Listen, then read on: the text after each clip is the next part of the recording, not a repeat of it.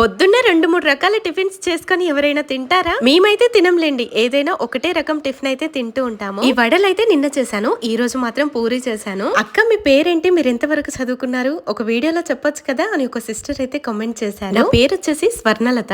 నేనైతే డిగ్రీ వరకు చదివాను, అది కూడా బలవంతంగానే. నాకు చదువు అంటే పెద్దగా ఇంట్రెస్ట్ ఉండేది కాదు. మా బాబా ఫోర్స్ చేయడం ద్వారా డిగ్రీ వరకు అయితే చదివాను.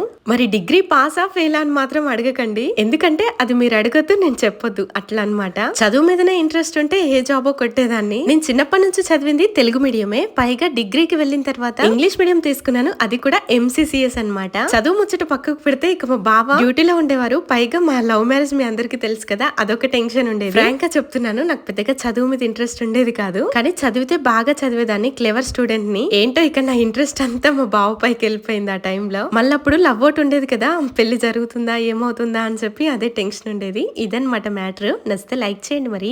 Thank you.